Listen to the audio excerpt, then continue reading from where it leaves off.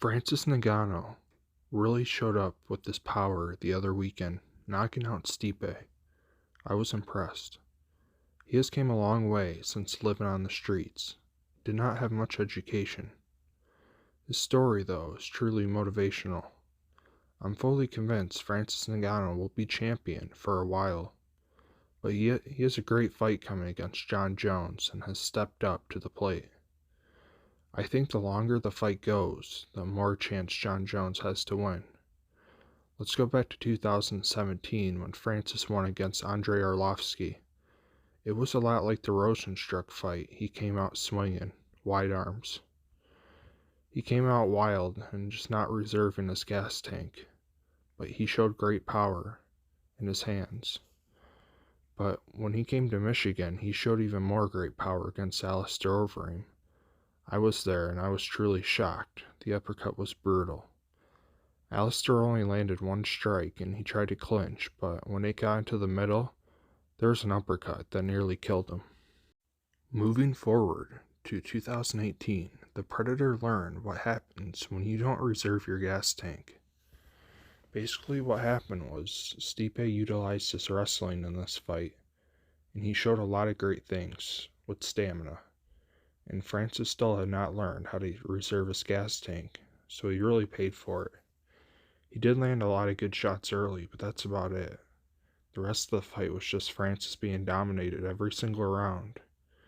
And as we've seen in the second fight, it changed a lot, but this was the fight, I believe, that really changed Francis for the better. The Derrick Lewis fight. Oh boy, this has to be the second most boring fight in the whole UFC, other than Israel Adesanya versus Yoel Romero.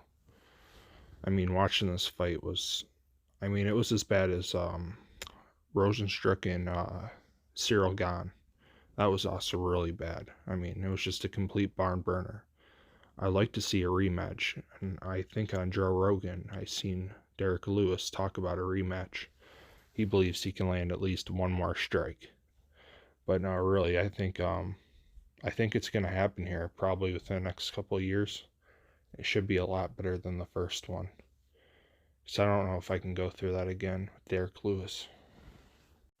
I feel the problem in this fight was that Derrick Lewis said he had a back injury and that he was just trying to survive basically without getting injured.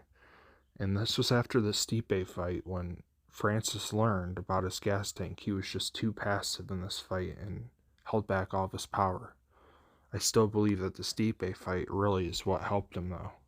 Even though this fight was not what we were expecting, this is the fight, or the Stipe fight, is the one where he learned to hold his stamina.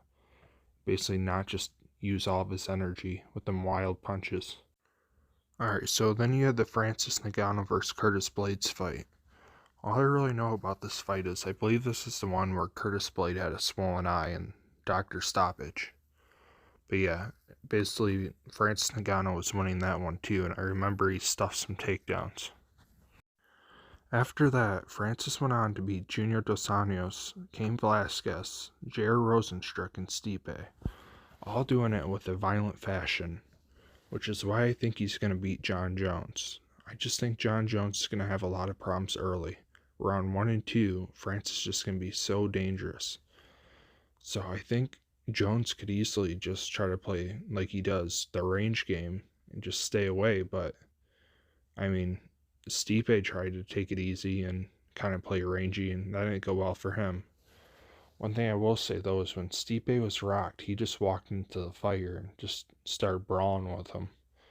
I think if Jon Jones gets rocked, his best bet is going to be to just back away and kind of stiff arm him, which is most likely what he'll try to do.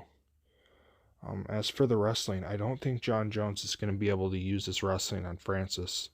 As we've seen in the Stipe fight that he just won, he had pretty good wrestling defense. Very good, actually. So I think this is going to be a big role, and I think he's stronger than Jon Jones in the clinch, surprisingly. Francis just has so much power. Obviously, Jon Jones has the elbows and the knees in the clinch, but we'll see how much of a role that plays in it. After the last few Jon Jones wins and seeing what those fighters have done, it's not looking too good for Jon Jones. He hasn't faced anyone with that kind of power I think even Jon Blachowicz would be able to beat Jon Jones now, possibly. Obviously, Francis has a better chance, but it's just not looking too good for Jon Jones. He's due for a loss. Do I think Jon Jones could actually beat him? Yes, by decision, but he'd have to get very lucky to get out of the way of those punches. And I think Jon Jones was expecting Francis to still have that non-preserved style of just coming at him. Jones could probably utilize wrestling or the clinch and trip him or something. But after seeing Francis's last performance, I think Francis might just take his time and look for that power shot and really just walk him down. Maybe Francis even tries to push him up against the cage. I could see that too. So Jones has good wins. Like, he got that win over Reyes. But after what Jon Blachowicz did to him, it just kind of took away the momentum from that win. So I think Jon Jones is probably just going to throw knees in the clinch and try to throw elbows. All it takes is for him breaking the clinch and then landing a hook or something. I mean, Francis just has so much power. It's going to give Jon Jones some real issues. I haven't looked at the reach yet, but I'm pretty sure Francis has a longer reach. Let me check that real quick. Okay, so Jon Jones has a longer reach. I'm curious how that will affect Jones, actually, because Francis almost has the same reach. If guys have any idea on how you think this fight will play out, drop a comment below. The other factor we have to think about is the size of Francis Ngannou. He looked ripped and huge against Stipe. Go look at Jon Jones' Instagram. He kind of looks soft. Not saying he isn't strong, but he's just not as looking toned or as big as Francis Ngannou. I would have to give Francis Ngannou an 80% chance to win and Jon Jones like a 20%. Some people may not know this, but Francis is 1 year older than Jon Jones. He will be coming in at 34 years old, and Jon is 33. Another thing you should take into account is that I would not be surprised if Jon Jones used steroids this fight, because this would probably put him into retirement. But just look at the size difference between the two. Jon Jones is a better technical striker than Francis Ngannou and has good takedown defense. I'd argue it's actually better. So I say this is staying on the feet. If Francis either gets a KO in round 1 or 2, then the 20% chance for Jones is if Jon gets a decision or submission. Drop your thoughts below and subscribe.